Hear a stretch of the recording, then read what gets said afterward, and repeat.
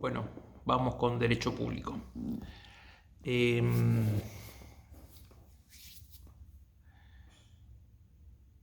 Estamos viendo la Constitución. Hemos hablado que una Constitución, nuestra Constitución por lo menos había un ordenamiento sistemático y lógico. Mencionamos que es un instrumento del poder y que tenía dos partes. Esto forma parte de la sistematicidad y de su lógica también, porque al poder se lo crea, se lo limita, se lo regula y finalmente se lo pone en ejercicio. Entonces, ¿con qué tiene que ver esa limitación al poder del Estado? Bueno, tiene que ver, otra vez lo señalamos, con un claroscuro, digamos, con una diferencia con la monarquía o cualquier expresión autocrática. Quiere decir que el poder al momento de nacer es limitado en el momento constituyente. Quien jura, asumiendo ejercer el poder hasta por primera vez, o sea, el poder constituido, el gobierno, lo hace conforme a determinados límites. Esos límites en los cuales nosotros lo vamos a encontrar en esa primera parte, en la parte dogmática, porque contiene un sistema de derechos y garantías. Ese sistema de derechos y garantías son derechos y garantías de las personas frente al poder del Estado. Entonces ese poder está limitado, cosa que no pasaba en los regímenes autocráticos, autoritarios. ¿Y por qué? Bueno, porque ¿qué hace el pueblo en su momento soberano? Delega esa soberanía que era propia del pueblo al momento constituyente, delega poder, pero no un poder absoluto, sino que lo limita, advirtiéndole al poder que está creando que los ciudadanos, por su condición humana, tienen derechos y los expresa. Lo importante es entender que los derechos son una barrera, los derechos que son previos a la creación del Estado, que residían en el pueblo, lo siguen siendo y marcan un límite frente al poder del Estado. Hemos hablado más de una oportunidad que la manifestación del Estado, que es esa capacidad de determinar al resto a pesar de la existencia, se debe dar siempre a través de la ley. Ese postulado de la permisión que dice: nadie está obligado a hacer lo que la ley no mande, ni privado de lo que ella no prohíba. Entonces, si la ley prohíbe, está bien, es una restricción, o sea, no hay una libertad absoluta. Esa es la restricción a la soberanía de las personas, a la autonomía de la voluntad. En todo aquello que no está prohibido existe una permisión, está permitido. Del lado de los gobernantes va a ser distinto, después lo vamos a ver. Y entonces, ¿qué es? Entonces la Constitución tiene un sistema de derechos y de garantías. Dice: los derechos de las personas no se pueden alterar, y tienen una garantía expresa en la Constitución. ¿Cuáles son esos derechos? Bueno, los vamos a enunciar. Los libros, el de Vidal Campos lo va a explicar: el derecho a la libertad, el derecho a transitar, el derecho a estudiar, el derecho a comerciar, el derecho de reunión. No le voy a sacar importancia, pero no importa tanto la enumeración de los derechos, sino comprender que eso es un sistema y lo que ejerce es un freno, un límite al ejercicio del poder. Entonces ya el poder no es absoluto, tiene esas limitaciones. Espero que se entienda esta palabra, lo explico en un sentido muy llano, no tan jurídico. Así entonces, los derechos que figuran consagrados en la Constitución se expresan a modo enunciativo, no taxativo. Si ustedes ven, la expresión más acabada de cuáles son los derechos de los habitantes es el artículo 14. ¿Es solamente el artículo 14? No, después va a ser más específico en otros, y después la reforma de la Constitución va a decir que hay nuevos derechos y garantías. Ahora, por lo general, la frase que lo consagra en el artículo 14 dice: los habitantes de la nación argentina tienen los siguientes derechos según las leyes que reglamentan su ejercicio, a saber, 2 puntos, y empieza la enunciación de trabajar, de estudiar, de comerciar, de ejercer, de entrar y salir del país, de publicar las ideas sin censura previa. Después va a ser ampliado en el año 57 con el 14 bis, los derechos sociales, derecho a asociaciones profesionales, a tener salario, jubilación, etcétera, etcétera. Ahora bien, ¿qué pasa? Antes del año 57 no existían esos derechos de jubilarse, de asociarse gremialmente, y los sindicatos que se crearon, la CGT de 1931 creo. Los sindicatos que adhirieron a Perón, y muchos de los cuales, la mayoría, son creados en la década del final del 40, principios del 50. La Unión Docentes Argentinos en el año 52, pero la Constitución es del 57. Bueno, en realidad lo que hace es reconocerlos, enunciarlos. La Constitución no inventa los derechos. El derecho a estudiar, el derecho a enseñar, el derecho a comerciar, a ejercer una industria lícita, no lo inventó el constituyente, era un derecho que ya estaban, los reconoció. Entonces es importante saber que esos derechos están enunciados, o sea, a título enunciativo, no taxativo. Entonces, ¿qué significa? Que si el derecho no está expresamente invocado en la Constitución, no quiere decir que no exista. Tal es así que si nosotros hacemos un viaje hasta el artículo 33 de la Constitución, que nuevamente sugiero que la tengan con ustedes, el artículo 33 dice: los derechos y garantías no contemplados por esta Constitución no significan la negación de otros que provienen del principio de la soberanía del pueblo, o cuya naturaleza o principio provenga del principio de la soberanía del pueblo. Artículo que generó alguna crítica incluso por Vidal Campos, después la vamos a ver, pero entonces, ¿para qué es esto? Para ahorrarnos empezar a hablar derecho por derecho. Hay, que dice, por una de los que nombré el artículo 14, es a usar y disponer de la propiedad. Ese es otro, que estaba incluso antes del reconocimiento o de la expresión, para exponerlo en la Constitución, que los derechos de los trabajadores. Es una realidad. ¿Por qué? Bueno, filosóficamente, y porque en la historia quienes ponen las cosas, lo que se encargaron de escribir la Constitución, privilegiaron el derecho a la propiedad en su momento antes que el derecho al trabajo. ¿Está bien o está mal? Son tiempos. Y los tiempos cambian, e incluso cambian. Yo expresé, creo ya lo vimos y no lo vamos a repasar ahora, las 3 generaciones de derechos. El artículo 14 es la expresión más acabada de los derechos que se contemplan derechos de primera generación, ¿no? Son los civiles y políticos. Entonces, tenemos el derecho de trabajar, de estudiar, de entrar y salir del país, de ejercer industria. Y hay una frase importante.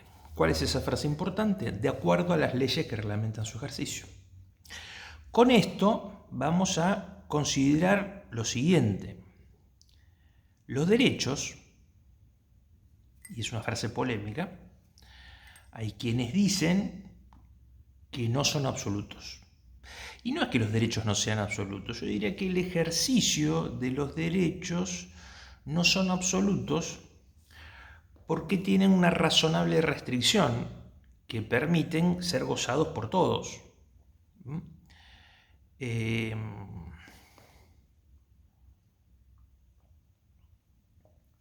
Yo tengo derecho de comerciar. ¿Podría tener un monopolio? Bueno, 1850 y pico, 1860, 70, sí, habría que ver qué. Hoy nuestra Constitución, en el año 94, dice que lo que sostiene en realidad es el sistema de competencia perfecta. Entonces no podría haber un monopolio, ¿no? Y combate las formas distorsivas que alteren la competencia. No solamente el monopolio, la formación de precios, la colusión, los oligopolios, los monopsonios, los oligopsonios. O sea, cualquier cuestión que sea una falla de mercado, ustedes son estudiantes de ciencia económica, deben saber de qué hablo, hay tribunales de defensa de la competencia, ¿no? Y es una expresión constitucional. Eso ya expresado en los nuevos derechos y garantías.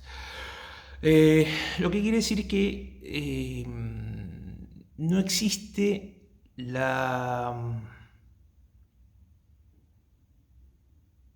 amplitud ilimitada para el ejercicio de los derechos.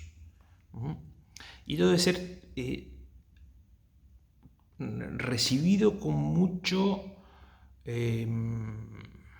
mucha razonabilidad, con mucho cuidado. Porque yo tengo derechos a todo, de enseñar y de aprender, entonces yo pongo una escuela en la cual yo les enseño cómo contrabandear, que es muy redituable contrabandear. Me dice, no, pero eso es ilegal. Y si yo quiero poner una escuela, ¿cómo hago? Me dice, bueno, tenés que ir al Ministerio de Educación, tenés que decir que querés poner un instituto privado, etcétera, y te van a decir, bueno, los requisitos, las reglas para poner un instituto privado son estas.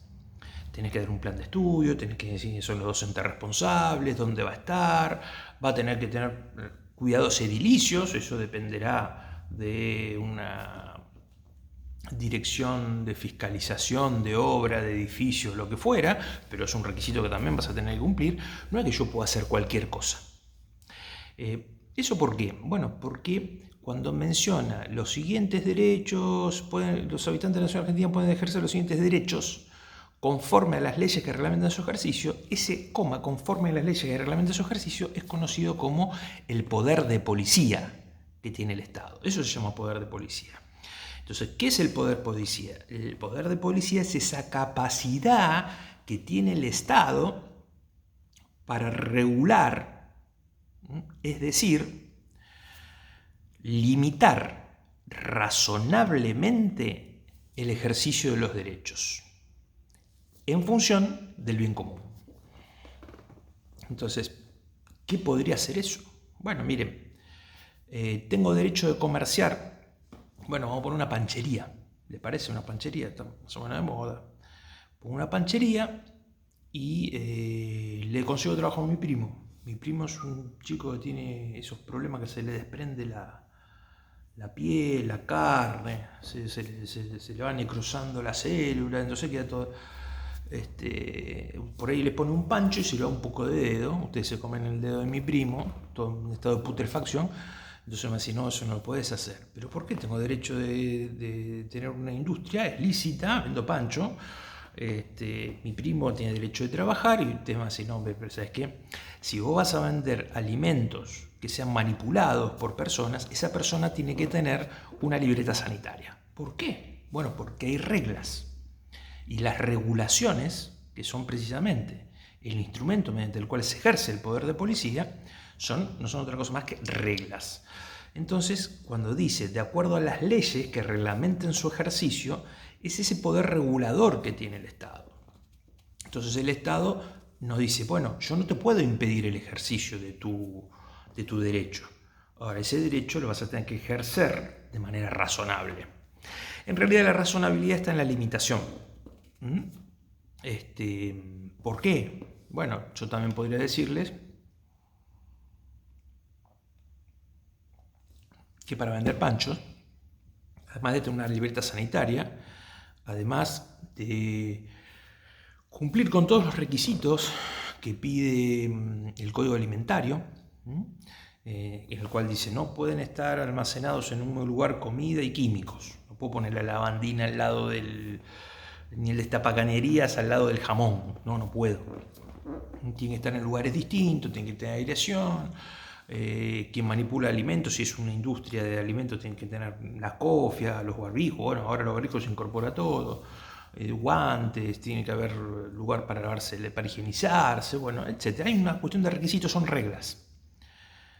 Y además además de tener libreta sanitaria, tiene que saber hablar alemán el que vende pancho. Y porque el Frankfurten alemán es el que es obligatorio, yo lo pongo como regla por parte del Estado, que el que venda pancho tiene que saber alemán. ¿Por qué? Si yo voy, yo no hablo alemán. ¿Por qué el que vende pancho tiene que hablar alemán? ¿O el que vende garrapiñada que habla alemán o japonés? ¿Qué tiene que ver? Bueno, ahí está el tema. Usted me va a decir, bueno, está bien. La Constitución dice, pueden ejercer las actividades que se enuncian de acuerdo a las leyes que reglamentan su ejercicio. Y si el Estado dice que para vender pancho hay que tener libreta sanitaria, ok, si no tiene libreta sanitaria, no puedo vender pancho, en tal caso me van a clausurar, me van a multar. ¿Y qué tiene que hablar alemán el que vende los panchos? Entonces, las leyes que reglamentan su ejercicio podrían, por ejemplo, decir, bueno, también ustedes pueden vender pancho, pero ¿hace falta hablar alemán? No hace falta hablar alemán. ¿Tiene que tener libreta sanitaria? Sí, tiene que tener libreta sanitaria, no hace falta hablar alemán, pero usted puede vender pancho desde la 1 de la mañana hasta la 1:05. 5 minutos nada más. Dice, pero no me rinde la inversión, ¿por qué? Entonces, esa pregunta del por qué es muy importante a los efectos regulatorios, o sea, del ejercicio del poder de policía. Por eso, si nosotros vamos al artículo 28 de la Constitución, va a decir,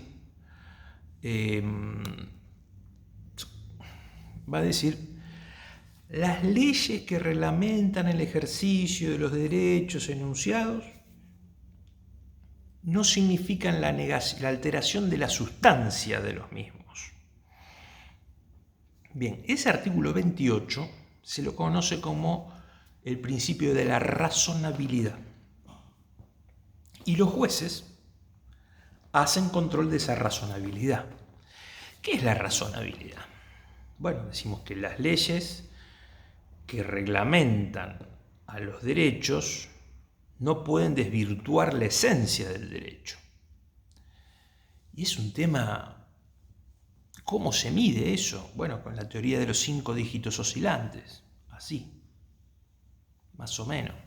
Bueno, tiene dicho la Corte, respecto del control de razonabilidad, que las leyes que reglamentan el ejercicio de los derechos deben ser debidamente proporcionados, ¿no? Debe existir una proporción, una proporcionalidad, una debida proporción entre el medio regulatorio y el fin regulatorio. ¿Qué significa? Cuando yo digo, el que vende panchos, agarra el pan, pone la salchicha y me la da a mí, tiene que tener libreta sanitaria. Bueno, eso es una regulación, es una restricción, es un límite a mi ejercicio, a mi libertad de ser un empresario gastronómico. Es un límite. Me están limitando, no puedo ejercer mi derecho. Lo puedes ejercer, pero con estos límites, con estas reglas. Estas reglas limitan tu ejercicio. ¿Y qué podría ser? La debida proporción entre el medio regulatorio y el fin regulatorio. Bueno, el medio regulatorio es la prohibición. Decir, libreta sanitaria y usar guantes. Pero libreta sanitaria, medio regulatorio. ¿Y el fin regulatorio? ¿Cuál sería el fin regulatorio de que alguien tuviera libreta sanitaria para manipular alimentos? La salud pública. Entonces, hay un interés administrativo en la regulación. El bien jurídico protegido es la salud pública. Esa empresa contamina mucho. Hay un límite. ¿Usted puede producir? Sí. Pero no puede. O los autos de un colectivo que emite mucho dióxido de carbono y hace mucho ruido. Y está, sí, la ley 1540 dice cuáles son los niveles permitidos de emanaciones y de ruido, sí, de contaminación sonora. Con un decilómetro, entonces va un policía, o el encargado que sea, con decibelómetro, y escucha, y dice, no, usted hace mucho ruido. Usted este colectivo lo tiene que dejar fuera de circulación. Y además tiene que pagar tal multa. O lo tiene que llevar cada revisión cada 6 meses, o cada año, como es el tema este de la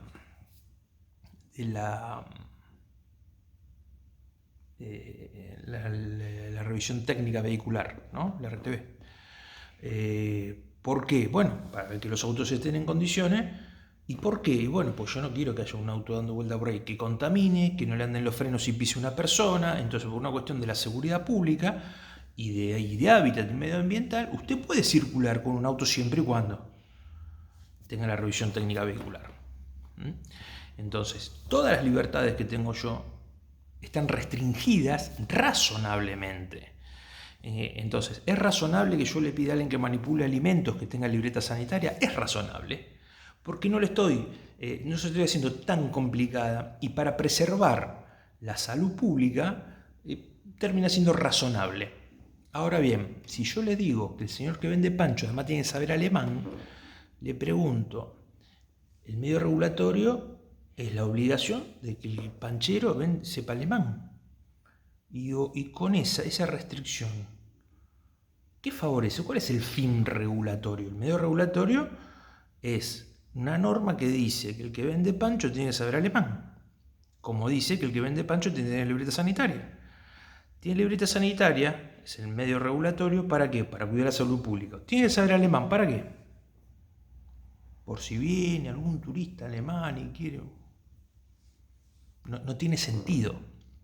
Entonces, la razonabilidad es una tentación importante para quien ejerce el poder regular determinados derechos.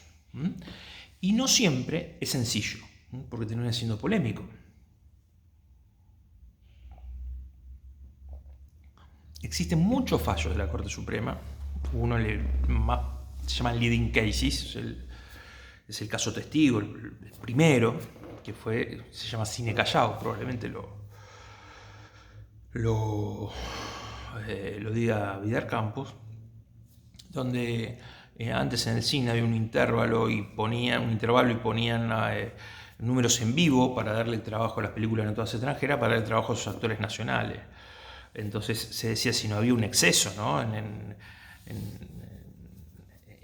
los dueños, Cine Callao, ¿no? Eran los dueños, para ejercer su venta de tickets para ver películas extranjeras, le obligaban a tener un número en vivo. Entonces, bueno, que era desbordante, que era excesivo. Bueno, hay veces donde se discute si es excesivo o no, ¿no? Se discutía si era excesivo o no un bono, el Bonex 89, que tomaba los depósitos en los plazos fijos en dólares y se dejaba un bono a los tenedores. Entonces, el derecho de usar y disponer de la propiedad. Yo tenía dólares y me dan papelito. Y me dicen, espera hasta dentro de no sé cuántos años. Entonces la Corte en el caso Peralta terminó diciendo que era razonable, porque bueno, la emergencia económica, ¿por qué se hacía eso? Bueno, eso era para que no hubiera tanto dólar disponible, para que bajara el tipo de cambio, para que le diera la posibilidad al Estado de recuperarse, una situación más o menos como la de ahora. Y la Corte terminó diciendo que era razonable. En cambio, cuando fue el corralito, en el caso Smith, terminó diciendo algo, que el corralito hacía que era indisponible el capital. Entonces no se lo canjeaban a través de bonos. Porque uno tenía los bonos, se podía dar vuelta, cambiaba los bonos y tenía plata. Menos plata, de acuerdo a cómo cotizara, pero podía disponer. En el caso del corralito no se podía disponer. Más o menos, pues se podía comprar una casa o algo con débito, usar dinero electrónico. Y la Corte en ese caso fue clara. Dijo que en ese caso se estaba aniquilando el derecho. Una cosa es restringirlo y limitarlo y otra cosa es aniquilarlo. Hay un tema que, como estamos en pandemia y en aislamiento, muchos casos no están yendo a la justicia y mucho menos llegando a la Corte.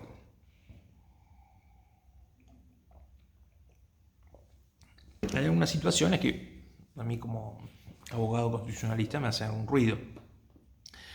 En su momento, por ejemplo, la doble indemnización. La doble indemnización ya sucedió año 2003, por ahí 2002, otra de las crisis recurrentes que tenemos nosotros. Crecía el desempleo y entonces salió el tema de la doble indemnización, en tanto la